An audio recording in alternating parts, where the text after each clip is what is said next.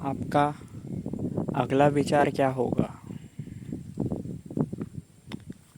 देखिए, एक साधारण मनुष्य विचारों से मुक्त नहीं है, विचारों में ही जीता है और विचारों में इतना अंदर तक फंस चुका है कि वह खुद को विचार ही मान लेता है। यानी अगर उसके अंदर विचार आया हैवान का तो वो हैवान हो जाता है। विचारों में इतनी शक्ति हो जाती है कि वो मनुष्य को, साधारण मनुष्य को काबू में कर लेते हैं। तो ओवर थिंकिंग, अति विचार करना और फिर तनाव शुरू होते हैं। विचार तेज़ी से आते जाते हैं, ऐसे आते जाते हैं जैसे कि वंदे भारत ट्रेन या बुलेट ट्रेन दौड़ रही है, और बुलेट ट्रेन और वंदे भारत ट्रेन तो एक बारी एक प्लेटफॉर्म से गुजरती है, एक स्टेशन से। विचार तो एक थोड़ी है, कई है, अनेक विचार हैं। तो कल मैं एक यूट्यूब पर वीडियो देख रहा था, हम जीतेंगे मेडिटेशन करके एक चैनल है उनकी। तो उन्होंने एक वीडियो बनाई है, एक हार्ट टोले के किताब के ऊपर। इस किताब का नाम है द पावर ऑफ नाउ। तो उन्होंने दो टेक्निक बताई थी कि नाउ या प्रेजेंट मोमेंट में कैसे आया जा सकता है। एक टेक्निक ये थी कि जिसमें आपको आपके मन में अभी जो भी विचार चल रहा है,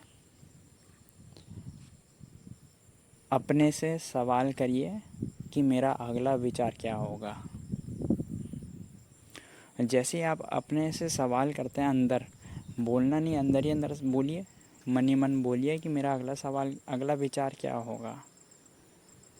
सवाल करें तो मन भी हैरान हो जाएगा आपका, और अगला विचार आने में थोड़ा डिले हो जाएगा, क्योंकि ये बहुत नई चीज़ है जो मन को लगेगी। और जो आपका अभी विचार चल रहा है और सवाल पूछने के बाद जब दूसरा विचार थोड़े डिले के बाद आएगा, तो इन दोनों विचारों के बीच में जो गैप होगा वो प्रेजेंट मोमेंट नाउ होगा। नाउ और प्रेजेंट मोमेंट में आप तभी आते हैं जब आपके मन में कोई विचार नहीं होता। तो चंद पलों के लिए ही सही आप प्रेजेंट मोमेंट का आनंद अनुभव कर सकते हैं ये टेक्निक का इस्तेमाल करके।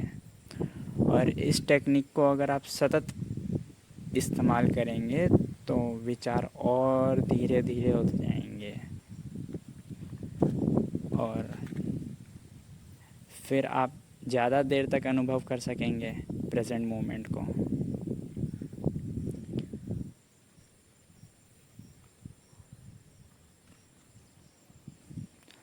और प्रेजेंट मोमेंट यानी अभी और यही ही आपका जीवन है। आप कल में थोड़ी जीते हैं और आने वाले कल में थोड़ी जीते हैं। आपने भले ही आज प्लान बना लिया होगा कि आने वाले कल में हम लोग चलचित्र देखने जाएंगे, या आपको अफसोस होता हो कि बीते कल में मैंने गुस्सा करके ठीक नहीं करा था। अफसोस आप करते हैं या आप प्लान बनाते हैं, लेकिन आप उसे जी थोड़ी रहे हैं अभी। आपने तो केवल प्लान बनाया और अफसोस कर रहे हैं। चलो, प्लान बनाने तक भी ठीक है, लेकिन अफसोस करके फ़ायदा क्या होगा। गुस्सा आपने कर लिया, वो हो गया।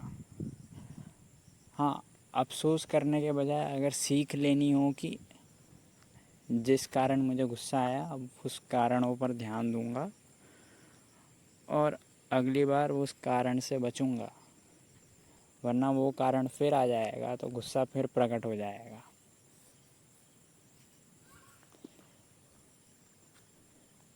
बीते कल और आने वाले कल, भूतकाल और भविष्य में आप कभी जीते नहीं हैं। आपका पूरा जीवन यही है, प्रेजेंट मोमेंट ही है। ये मैंने हम जीतेंगे मेडिटेशन वीडियो से मैंने सुनी और सही बोले हैं वो।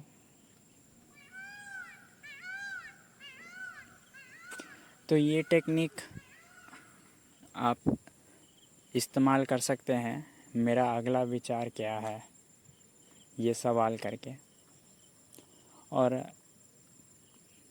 चंद पलों के लिए ही सही आप थोड़ी सी झलक पा सकते हैं प्रेजेंट मोमेंट की। सब्सक्राइब करें अगर ये चलचित्र मददगार साबित हुई हो तो, और शेयर करें यह वीडियो।